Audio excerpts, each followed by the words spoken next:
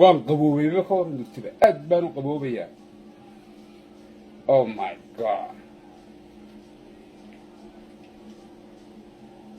waxyaalahan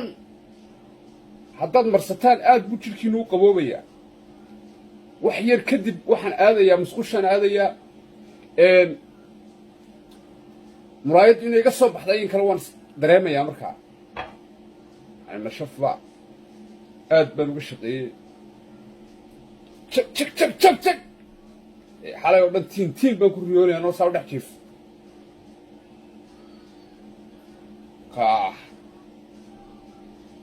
annaga caliyaha noo soo marsanina qaar baa lahaa qasil baan marsanayaa qasil ma ahayne orod rag baad taqsiin ay meelaha dhigeen aad ka soo daba qaadatood qoysateen say iga soo baxdeen xalay oo dhan tiin warnima beryahanba saad waxaan iigu bilowdayba aad baan u kala qaboobay ka hor. Oh my god, waxaan sii marsaday bahasha la yiraahdo olifrin hadaad garanaysaan olifrin oliyada gaariga olifrinta هذا ما حيترتا waxaasi haaraday goysamiya olifrinta ha waxaad jidkay sii dibcinaysaa hay marka waxa isku daynaysaa olifrinta saacad ba isku daynaysaa anigu hadaay ba marsaday alaabtan subag buurada muuska iyo alaabtan ayaan aadan imika ugu dhaboqaya ugu hagaajinaya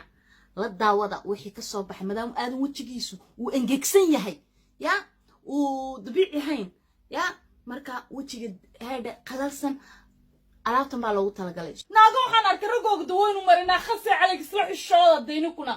ya ninka haada diirka ka qaadine wiil waji cad iyo farmud madowle ceeb aan faraaga tus dadka ma iisan kala ujeedi sidan ujeedi ya way isku eegihiin waa iswataa sooma waa iswataa aadan naag baa gacanta kugu haysan naaga saaka waad arkaysaan waa afakaadho iyo 3 xabbo oo kuna iyo xabad basala intaasaa lasu garaacay oo la ridqay madaxa iyo garhkaasaad ayaa laygu mariyay maalin walba dadku waxay idhaahdaan ninkan aadan miyaanad adigu ka soo horraynaynba maanta waa niga arkaya ninkii aadan hoggiisa biyo ugu galay saaka shalay tolo aanu xanaaqsan maraqalka soo galay xabad koobaan ku bilaabay dhash oo shaaxa ku cabbayay gabadhii waad soo bad waar maxaa kugu dhacay maxay ku dhici lahaa maalin walba dadku waxay leeyihiin ninkii aadan baa challenge-ga kaaga soo horraynay adigu maxaa tahay aan ma dhagax baan ahay dee biniaadan baan ahay